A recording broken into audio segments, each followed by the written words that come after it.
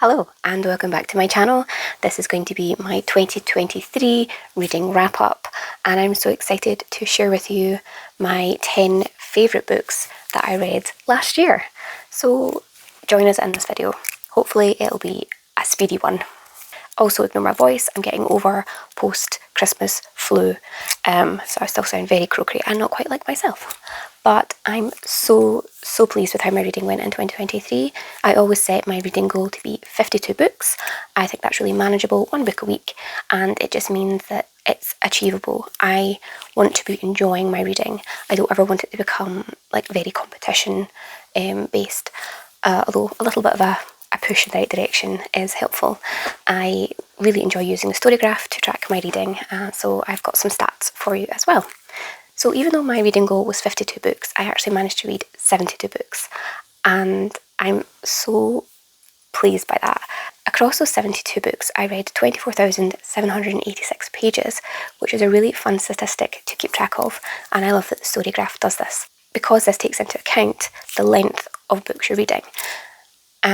I don't want my reading goals to kind of encourage me to read lots and lots and lots of short books, although I really enjoy them. I love reading novellas. I don't want it to take away from making me or encouraging me to read longer 700-800 page books, but by having a paid read goal, it takes into account that.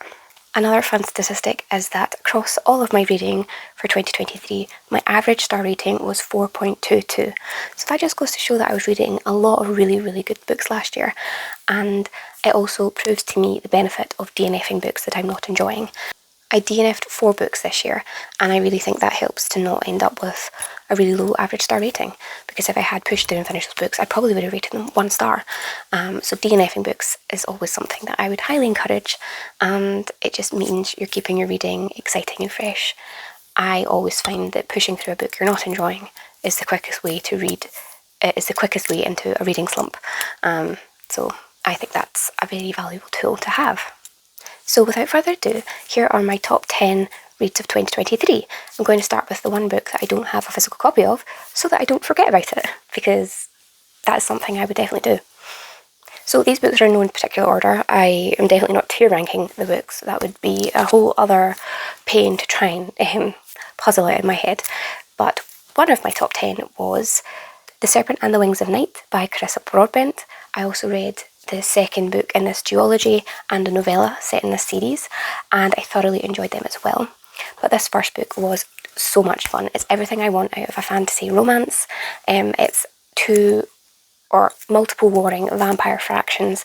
They all have magic, they all have wings, they have powers, there's like interesting dynamics, there's war games involved, and a really fun enemies to lovers romance that I thought was really well done and wasn't solved or gotten over quickly.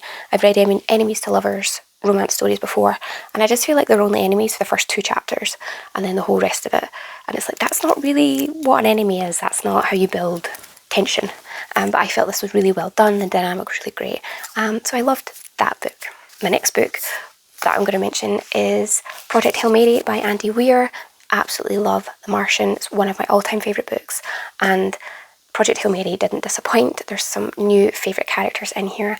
I love the plot points and the story. I just love Andy Weir, and I just want him to write more books. I'm so pleased by this, and I actually read this really early on into 2023, and I want to reread it at some point soon. He just writes fantastic standalone sci-fi, and I would totally encourage you to pick up this one. A book I read near the end of 2023 was The Deep by River Solomon. This is a short novella that packs so much into it, and I think is a must-read. It really speaks to African heritage, and it's about how back centuries ago African women were pregnant African women were thrown overboard as ships were sailing across the ocean to be traded as slaves, and these pregnant women end up in the deep of the ocean, and their children become mermaids.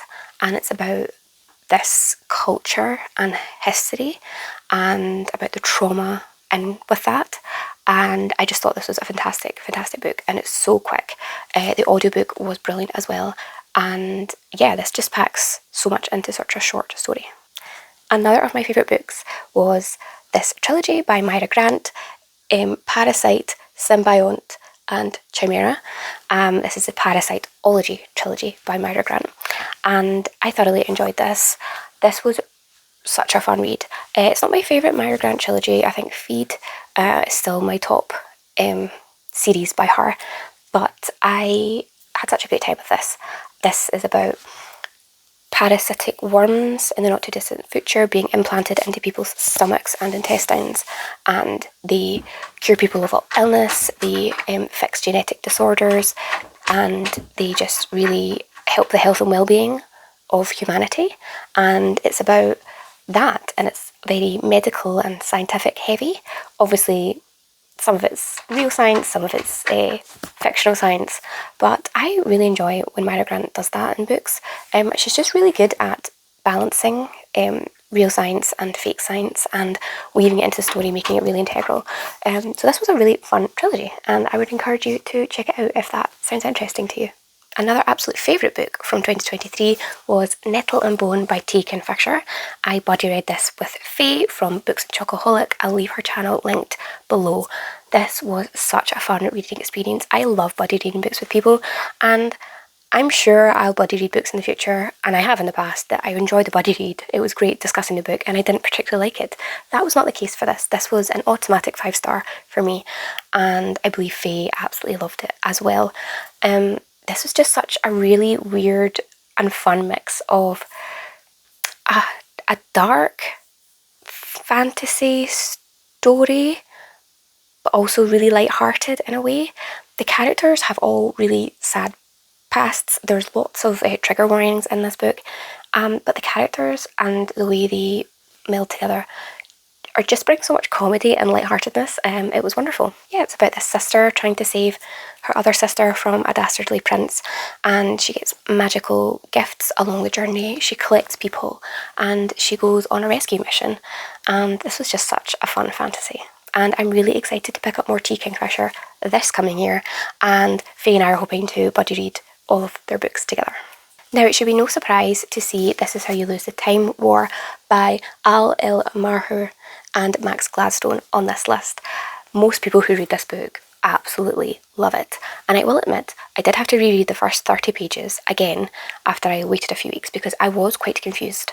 The first part of the story was quite difficult to understand, the different perspectives and points of view and the jumping about of voices within the stories, but I did find them very distinct and clear to read. This was a fantastic science fiction novella about time travel and about falling in love, and it was just beautiful. I thoroughly enjoyed this, and it just asked so many interesting questions, and yeah, I think everyone should pick this up. I've got another series favourite in here. The fourth book isn't out yet, so I'm really excited to get that this year and finish off this quartet, and it is the Locked Tomb series by Tamsin Muir. So we've got Gideon the Ninth, Harrow the Ninth, and Nonna the Ninth. And without any spoilers, this is the most insane, cryptic and confusing space opera, military fighting science fiction series ever. This is a series you'll need to reread again and again, and I'm currently listening to a podcast online to help me understand the inner workings and connections, because there's so much going on in this series. It's absolutely batshit, but so wonderful. The characters in here are amazing. The plot is so confusing, and I'm not selling this to you at all, but it was brilliant, absolutely brilliant, and I'm so excited to see how this finishes off. Like, where is this going? How do these characters interconnect? Because each book you're kind of following a different character, and I'm hoping they all kind of link back up and interconnect things. But oh my goodness, this is a wild ride of a series, and I had the absolute best time getting confused by it. Definitely need to reread all of these before delving into the fourth book when it comes out, and I'm still going to be confused when I finish it, but yeah, all of these are 5-star. Absolutely brilliant. Book number 8 of 2023 was Now She Is Witch by Kirsty Logan. Kirsty Logan is a Scottish author, and I have loved all of the books of hers that I've read, and this was a newer release, and got this beautiful edition in hardback as a gift from a friend, and this was so fantastic. It's about magic, witches.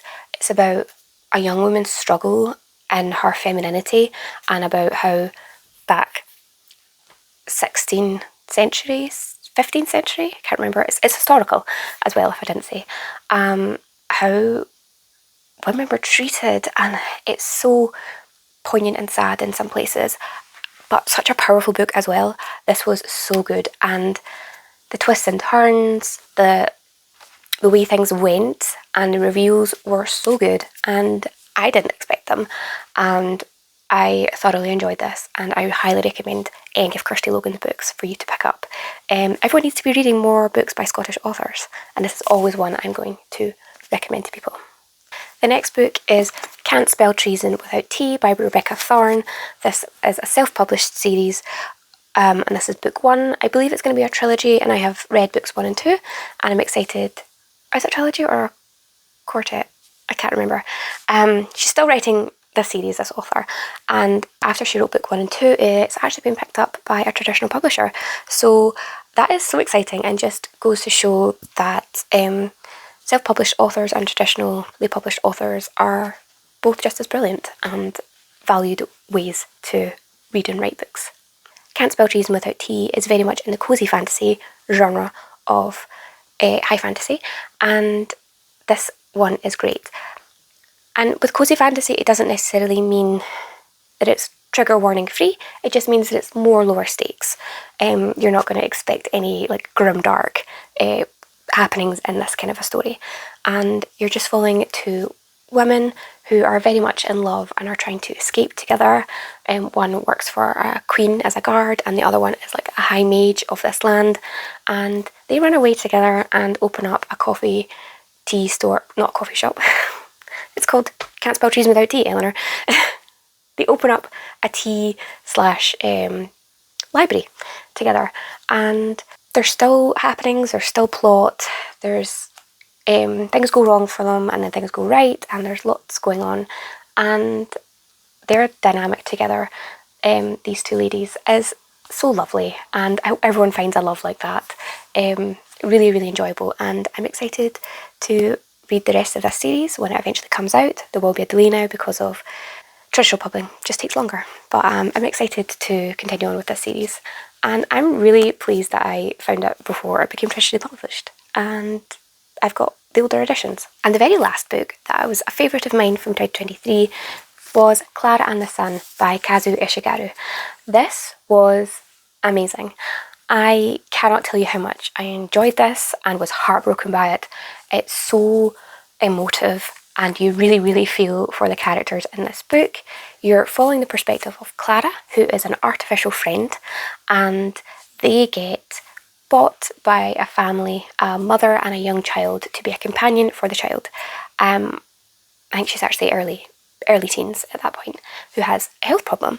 They are this companion, and it's a very kind of unreliable narrator lens, because this artificial friend, AI, doesn't know much about humanity, doesn't know much about life, and you're just seeing the world through this lens. And I will say there's a couple of things that I was a bit confused by, and I did look up what they were, and I think it would have been made clear to me had I just stuck out to the end. It didn't take away at all from the enjoyment of this book. It's just a few turns of phrases and things. It was more to do with like the illness of the kid and where that initiated from. That confused me, but I don't know if that was just a me problem, or if that's just the way it was introduced in the story was perhaps a bit confusing. But yeah, as I said, this is obviously about a young person who is sick. It's about a future society that do things very differently to how we do them now, and it was just a very different lens to artificial intelligence and having like your own robot, and I just thought it was utterly fantastic. Yeah, more people should pick it up, definitely. Although it's got one of these covers that's like split slightly, and I will never understand why people want that. I have never wanted that in a book, and it baffles me, and I don't like it. But I love the book anyway. So there you have it. That was my top 10 books / series of 2023 that I absolutely loved out of the 72 books I read in total. Have you read any of these? I would love to chat with you in the comments about if you agree or disagree with any of these books. What were your favourite reads of 2023? And do you have any goals that you want to set for this coming 2024 reading year? I would absolutely love to engage with you in the comments and see what everyone's goals and plans are. Thank you for watching this video. I really hope to be able to publish videos more consistently in 2024.